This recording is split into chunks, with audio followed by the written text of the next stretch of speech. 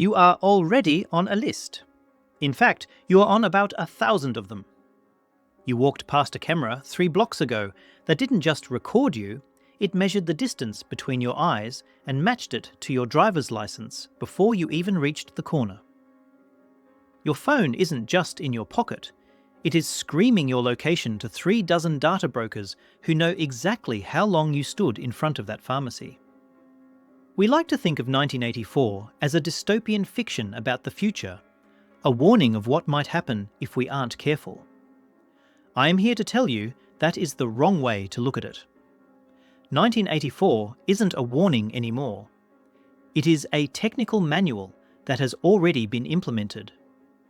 The cage is built, the door is locked, and the only reason you don't feel the bars is because they are made of data, not steel. Today, we are not talking about bunkers or beans. We are talking about how to survive in a world that is wired to watch, score, and punish you for simply existing. Before we can figure out how to move through this digital minefield, we have to understand the mechanics of the trap. Modern surveillance states don't rely on a single dictator watching a screen. They work by quietly linking 3 distinct layers into a feedback loop. First, you have the biometric ID layer. That is, your face, your gait, the physical reality of you.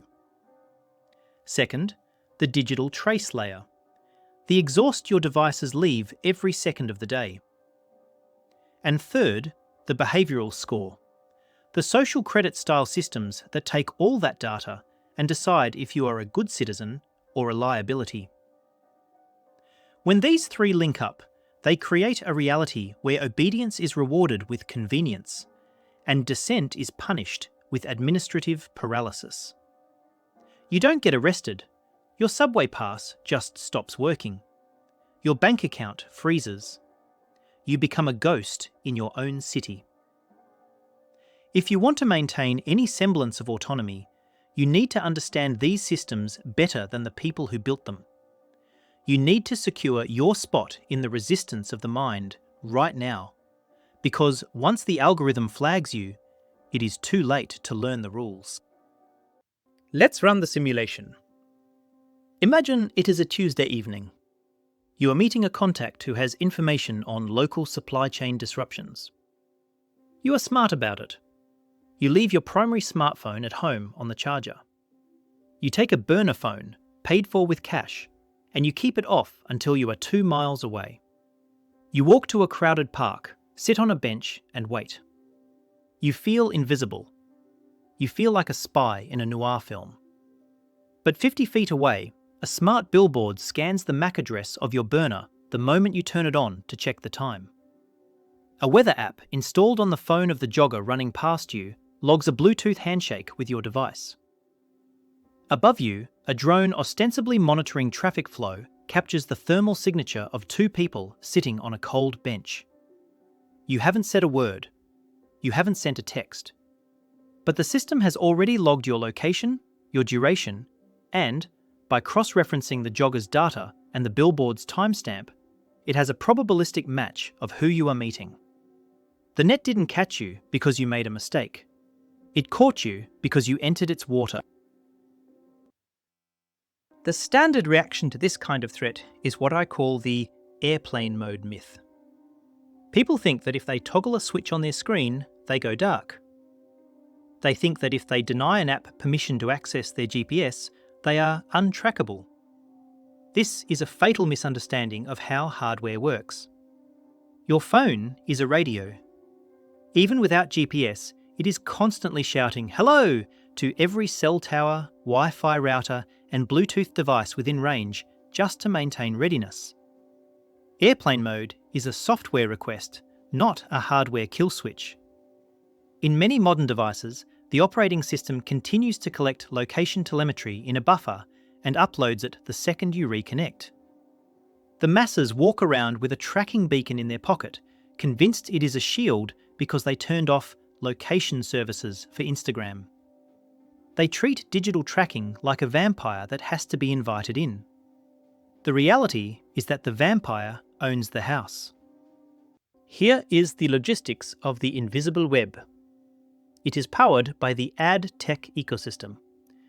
Mobile apps, from flashlights to solitaire games, include third-party software development kits, or SDKs. These are tiny bundles of code provided by data brokers. When you use the app, the SDK quietly scrapes your precise GPS coordinates, your battery level, your unique advertising ID, and the list of other apps on your phone. This data is aggregated and sold on the open market. Intelligence agencies and police departments don't need a warrant to track you anymore. They just pull out a credit card and buy the dataset from a broker. They can map visits to health clinics, religious sites, or protest zones. They can see where your phone sleeps at night and where it works during the day. By analyzing the co-location data, which phones are frequently near your phone, they map your entire social network. If your best friend is flagged as a dissident, the algorithm marks you as associated risk, simply because your phones slept in the same house last Saturday. This is guilt by proximity. The complication with location tracking is that it is a time machine. In a physical survival scenario, if you escape the zombies, you are safe.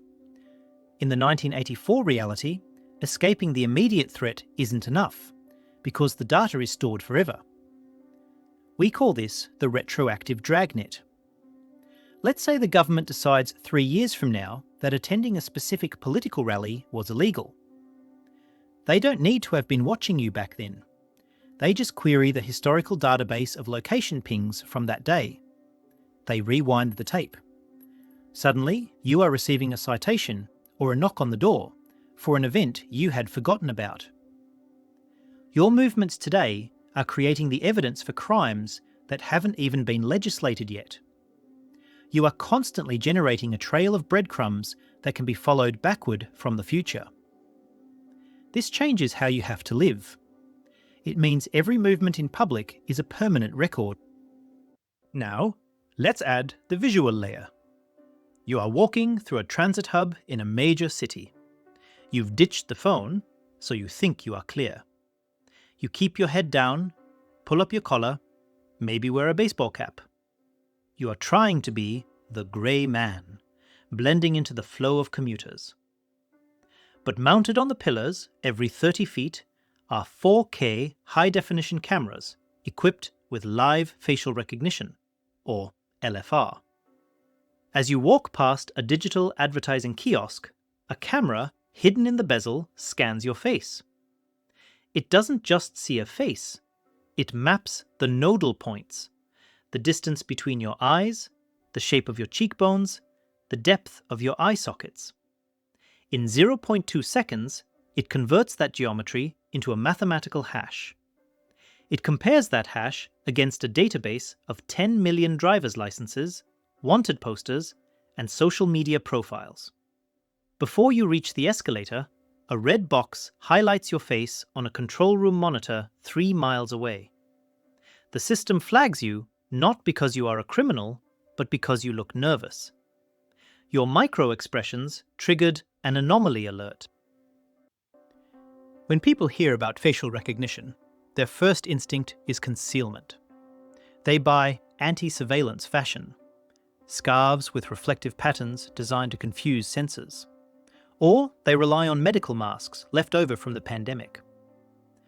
While these tools had some utility 5 years ago, the technology has evolved faster than the countermeasures. Modern LFR systems are trained on millions of images of masked faces. They have learned to identify you solely by the periocular region, the area around your eyes and bridge of your nose. If you wear sunglasses and a mask, they switch to gait analysis, identifying you by the unique cadence of your walk and the length of your stride. Attempting to obscure your face in a high-security zone often triggers a hard alert. The system recognizes that you are trying to hide, which makes you a higher priority target than someone walking around with their face exposed. Paradoxically, Trying to look invisible makes you the most visible person in the crowd. Let's break down the watch list mechanics. It is not just one list maintained by the FBI, it is a federated ecosystem of lists. There are police lists for wanted persons. There are retail lists for known shoplifters. There are stadium lists for banned fans.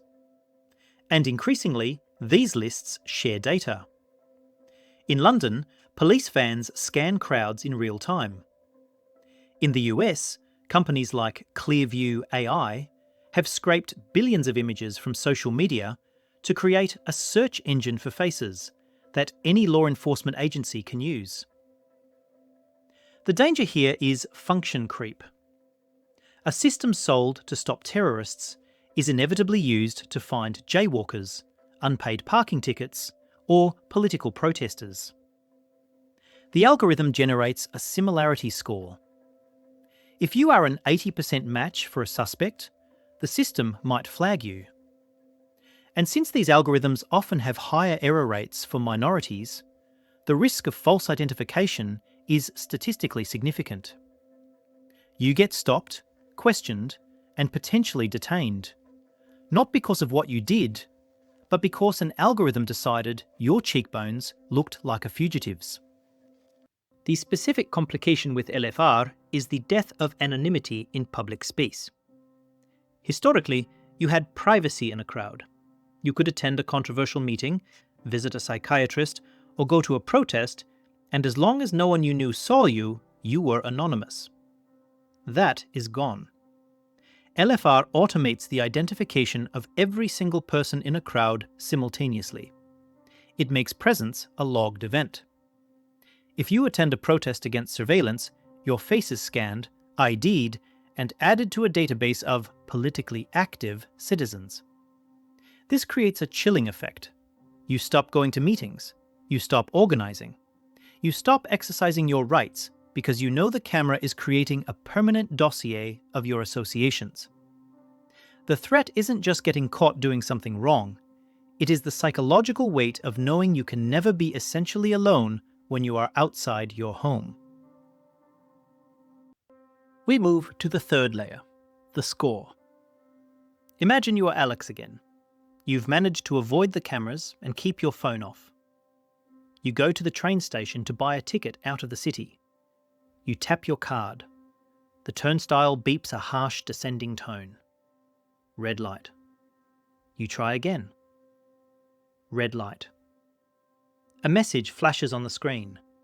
Standing insufficient for high-speed travel. You haven't committed a crime. You aren't in debt. But last week, you bought 3 cartons of cigarettes. You were flagged for jaywalking by a smart intersection, and your social media account shared a post that was flagged as misinformation. The algorithm crunched these data points and decided your trustworthiness score dropped below the threshold for luxury travel. You can take the slow bus, maybe, but the high-speed rail is for good citizens. You are stranded not by a guard, but by a database entry. You look around for someone to argue with, but there is no human manager. Just a kiosk and a red light. The common reaction to social credit systems, especially from those in the West looking at China, is to think, I'll just game the system. People think they can perform good deeds to boost their score, like donating to charity or volunteering to offset their bad behaviour. Or they think it won't happen here because we value freedom. This is denial. We already have social credit. We just call it credit scores, insurance premiums, and background checks. Trying to game an algorithmic governance system is a losing battle because the rules are opaque and constantly changing. The algorithm is not a video game with a fixed logic. It is a machine learning model that evolves. What gave you points yesterday might be neutral today. And unlike a game, you cannot hit reset. A drop in your score creates a feedback loop. You can't get the job because of your score, so you can't pay the debt, so your score drops further. It is a spiral. Here is how the machinery works. In China, The system is a mix of state and private data. It aggregates court records, financial defaults, and administrative penalties.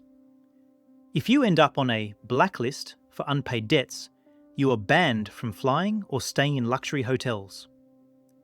In the West, we have soft social credit.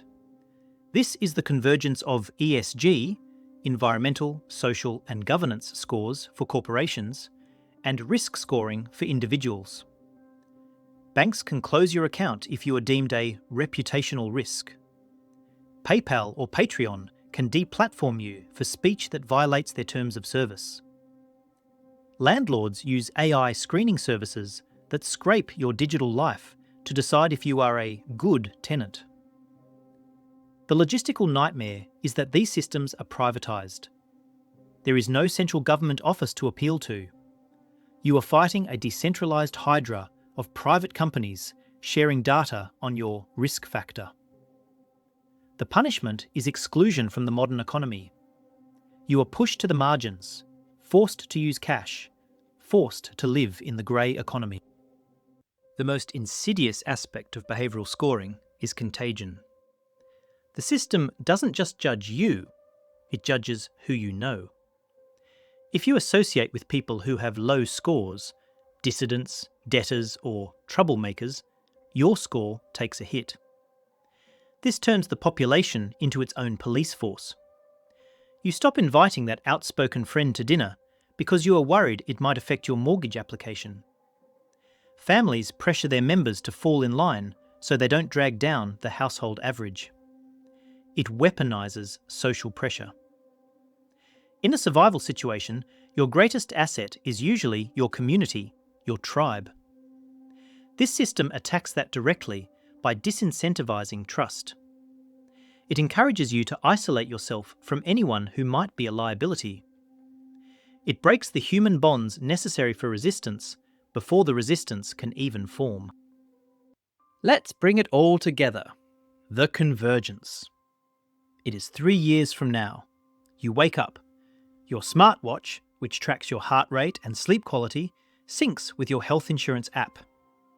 Because you didn't sleep well and your heart rate variability is high, signs of stress or illness, your premium automatically adjusts upward for the month. You leave for work. Your phone's GPS confirms you are taking the approved route. You pass a homeless person and give them $5 cash. A street camera spots the transaction. The system runs facial recognition on the homeless person, identifies them as an unregistered vagrant, and tags you for supporting unauthorised solicitation. Your social score dips slightly. You arrive at your office building. The turnstile scans your face, checks your health status from your watch, and checks your social score. All green. It lets you in. This is the 1984 reality. A frictionless life for the obedient, where every biological and digital signal you emit is used to tune the walls of your cage. The extreme reaction to this convergence is total rejection. The neo-Luddite approach. Smash the smartphone, move to a cabin in the woods, use only gold and cash.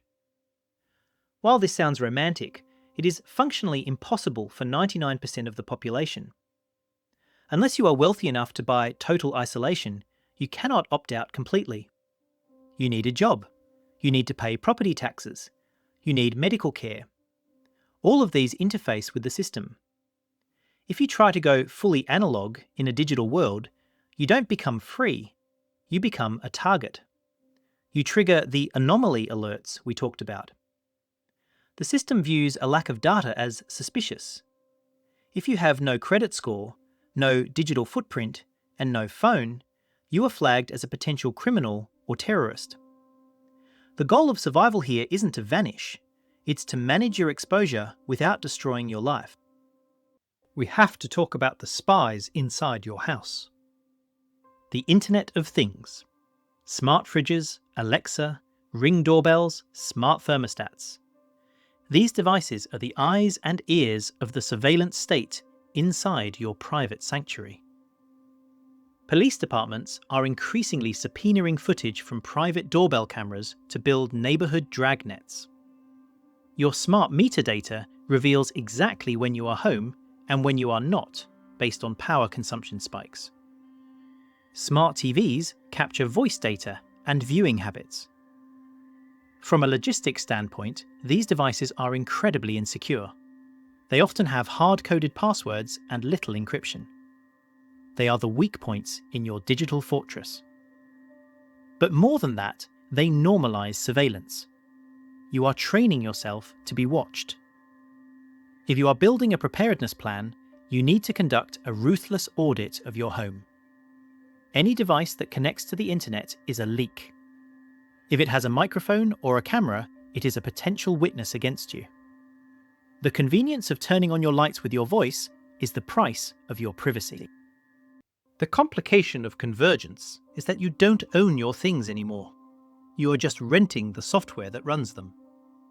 Tesla can remotely disable features in your car. Microsoft can lock you out of your Xbox.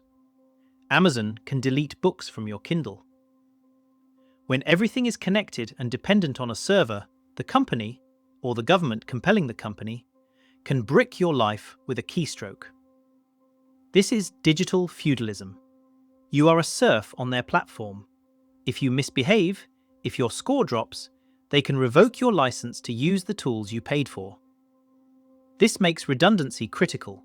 You cannot rely on a smart lock to let you into your house. You need a physical key.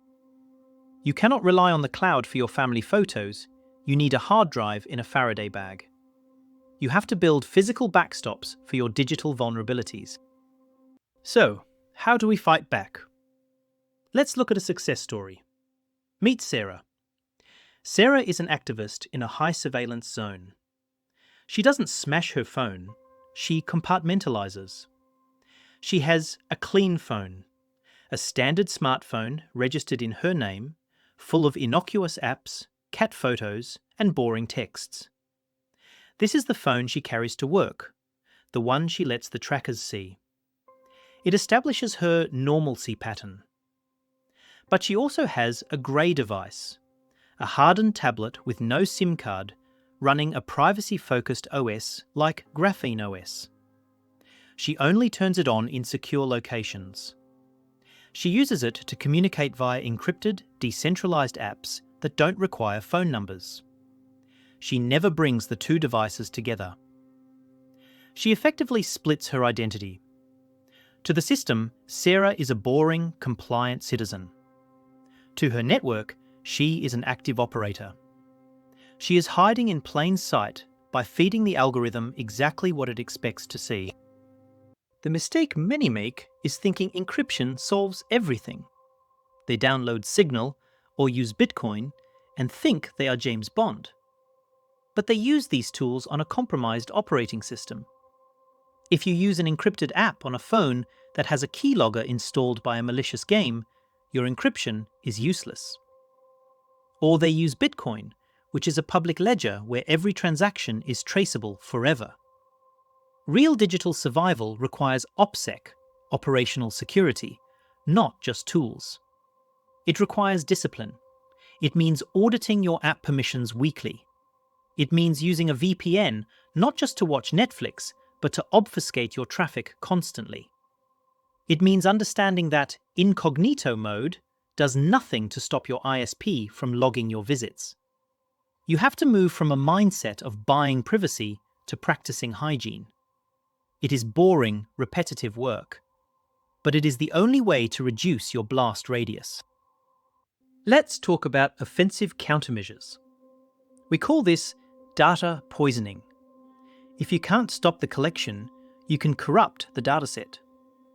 This involves using browser extensions that randomly click on ads in the background to create a noise profile that masks your real interests. It involves swapping loyalty cards with friends, so the shopping data is scrambled. It involves identity fracturing, using different email addresses and usernames for every single service so they can't easily be linked into a single profile. There are tools like ad nauseam that click every ad to confuse tracking algorithms. The goal is to make your data profile worthless. If the algorithm thinks you are a 20-year-old gamer, a 50-year-old gardener, and a pregnant woman all at once, its predictive power collapses. You are creating digital camouflage through chaos. It's not about hiding, it's about becoming a glitch. The hardest part of digital tactics is that they fail if everyone around you isn't doing them. You can have the most secure phone in the world, but if your friend takes a selfie with you and tags you on Facebook, your location and face are burned. If your spouse uses a loyalty card to buy supplies for your secret retreat, the bank knows where you are. This is the weakest link complication. Preparedness in the surveillance age is a team sport.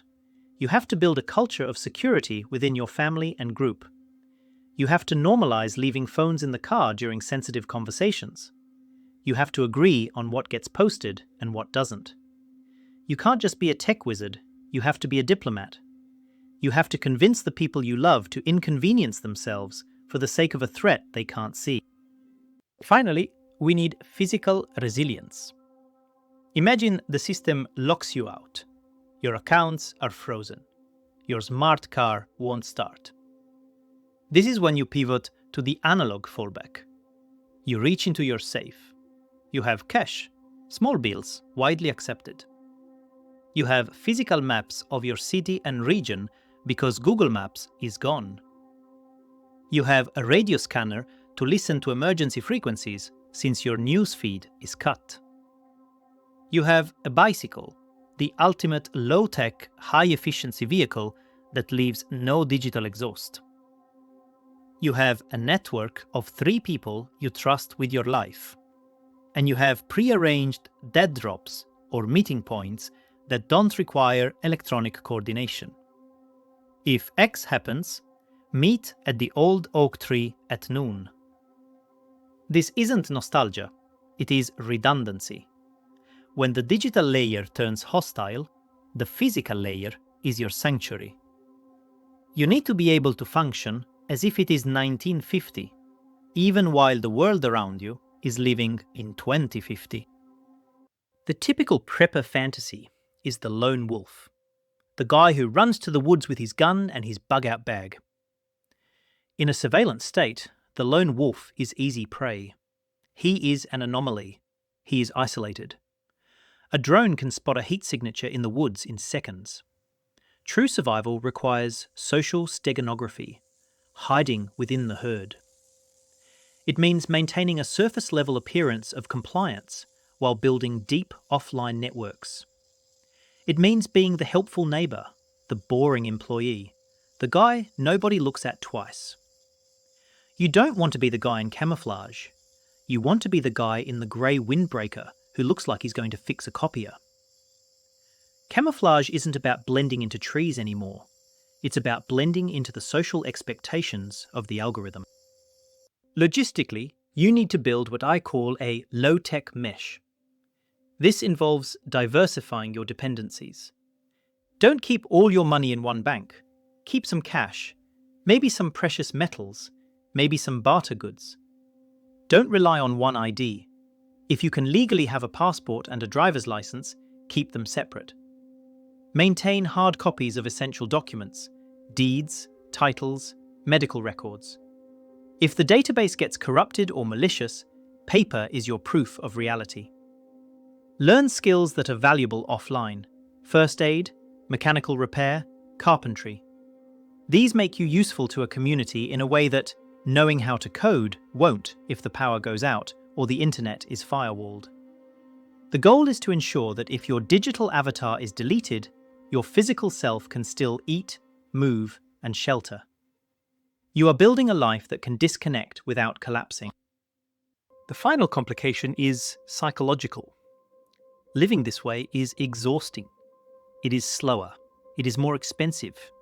It is inconvenient to pay cash, to leave your phone behind, to check maps. The system is designed to wear you down with convenience. It offers you a 10% discount if you use the app. It offers you a faster line if you scan your face. The threat is that you will eventually just give in because you are tired. You will trade your privacy for an easier Tuesday. And that is how they win. Not with a boot stamping on a human face, but with a terms of service agreement that you didn't read because you were in a hurry. The discipline to say no to convenience is the hardest survival skill to master. So, where does that leave us? We are living in a panopticon that we helped build. We carry the trackers, we upload the data, we smile for the cameras. But understanding the machine is the first step to jamming it. You don't have to be a ghost to survive. You just have to be a little less predictable than the algorithm expects. You have to cultivate the glitches. But here is the thought I want to leave you with. As these systems get better, as the net gets tighter, the definition of suspicious is going to narrow. Today, a suspicious person is someone hiding in an alley. Tomorrow, a suspicious person might just be someone who walks too fast, or buys too much rice, or doesn't have a Facebook account. By watching this, by learning these tactics, you have effectively flagged yourself. You are now aware of the cage, which makes you an anomaly in the dataset. The system knows you are looking for an exit. The question isn't whether you can hide from the future. It's whether you can build a life that can withstand it. The surveillance state is just the beginning. The next phase is when they stop just watching and start predicting. If you want to know what happens when the algorithm decides a crime you haven't committed yet, and how to survive the era of pre-crime, you need to be here for the next briefing. Secure your spot now, because the timeline is accelerating. You survived the simulation. Now survive the reality. Equip yourself at the official supply depot. Because if the world is going to end, you might as well look prepared.